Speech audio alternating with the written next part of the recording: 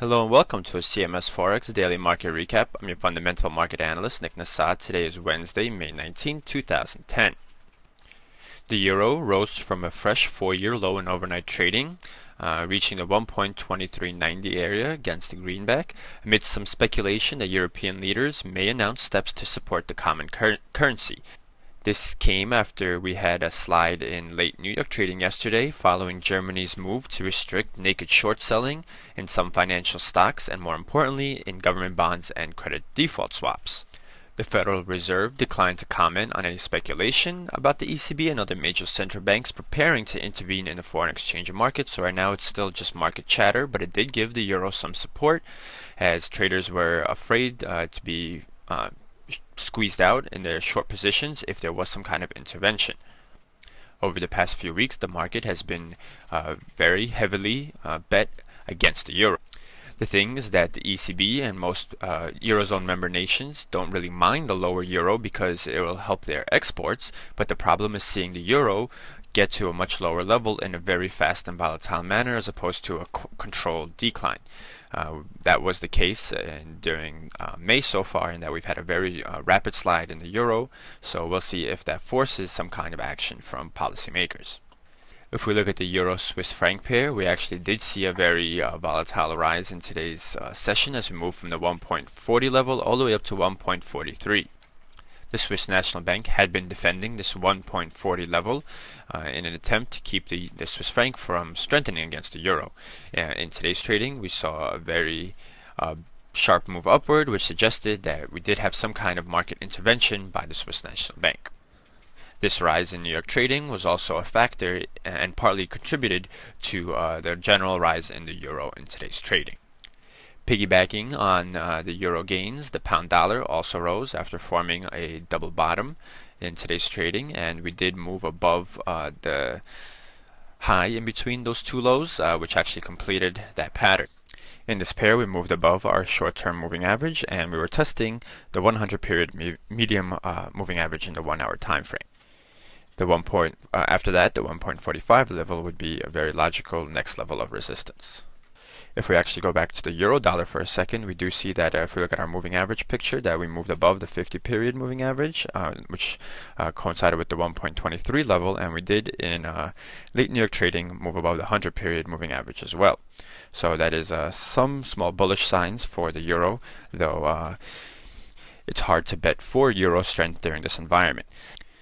In the overnight session, we did see the yen gain strongly as equities slid on the news that Germany would restrict naked short selling of certain stocks, government bonds, and insurance on government bonds, with the dollar-yen pair sliding below the 91.80 level, which was our low for the week, and moving to the lowest we've seen since the day after the so-called flash crash in the US markets. So the theme of risk aversion and lower equities is helping the yen as a safe haven destination. Meanwhile, the same sentiment is not favoring commodity currencies such as the Australian dollar, and here we're looking at the Australian dollar versus the US dollar, and we saw a very sharp swing downward today. From this, we still opened at the 0.8640 level, and we fell all the way down to 0.8350. Which is a swing of 270 pips in the pair. That extended declines we had already seen this week, and especially following Friday when we broke below our moving averages, as well as the 0.89 support level. The Aussie is weakening as the RBA is likely done with its interest rate hiking campaign. There's a chance that global growth slows and that China pulls back spending on Australian exports, but we're also seeing unwinding of carry trade in this environment. So if we looked at the Australian dollar, Japanese yen, we see a similar story, and we have actually moved below our lows that we had seen 2 weeks ago on May 6th. So we can see that the moves in the euro were definitely not as a result of risk appetite, as we did have most of our risk-on trades doing poorly today. Turning to another one of our commodity currency pairs, the US dollar Canadian dollar, we saw this pair also move in favor of the greenback, moving above our resistance for this week around 1.0440 and hitting a high of 1.0536. Which, if we draw a Fibonacci retracement of our most recent downswing, amounted to slightly higher than a 61.8% retracement. However, we did have U.S. equities cut some of their steeper losses in the New York afternoon, and oil also rallied during that time, and so the Canadian dollar did manage to pair some of those initial gains by the greenback. However, now we test our old level of resistance as support, and we'll see how the market behaves at that 1.0440 level. Turning to some fundamental news, we had the FOMC meeting minutes in the New York afternoon session, where we saw that Federal Reserve policymakers said that they were in no rush to sell around $1.1 trillion worth of mortgage-backed securities, with the majority preferring to wait until after the central bank begins to raise interest rates.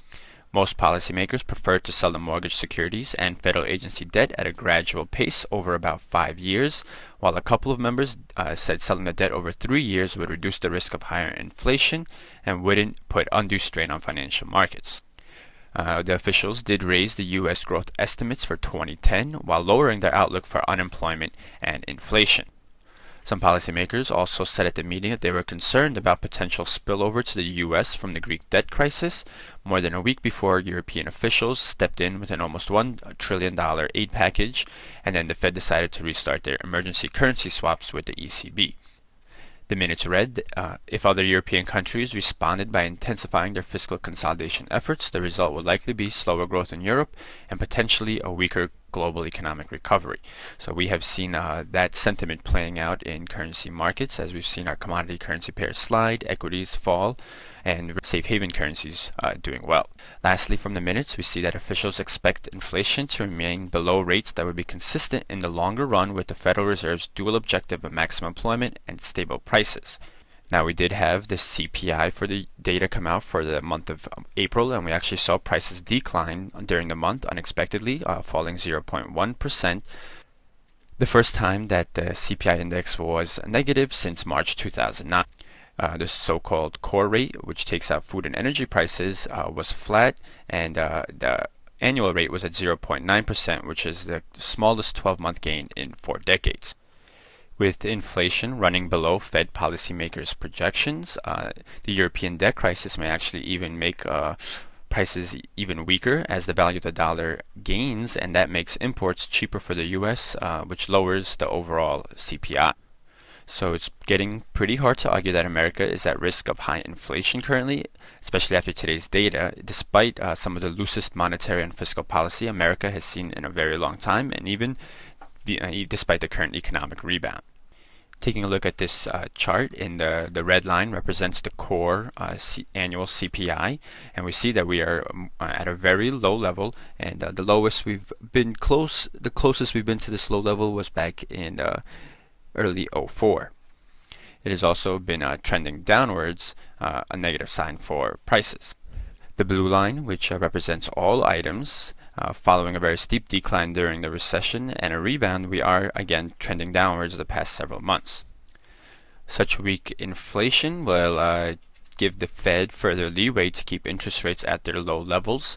So in terms of currency markets, that may weaken expectations of a interest rate increase from the Fed, which combined with the Eurozone situation does change those projections a bit. So how prices fare going forward will be very interesting to monitor, and will have a direct impact on the Fed's policy. In upcoming releases tonight, we get the preliminary version of Japan's first quarter GDP, as well as the New Zealand annual budget. Overnight, Germany posts its producer price index, the UK releases a measure of retail sales, and Switzerland reveals its CEW economic expectations. Tomorrow in the U.S., we get data on weekly jobless claims, the Philly Fed Manufacturing Index, as well as the Conference Board Leading Index. From Canada, we also get their leading index. And that will wrap up this version of the Daily Market Recap. For more news, videos, analysis, please visit FXTimes.com. I want to thank you for watching and wish you good trading.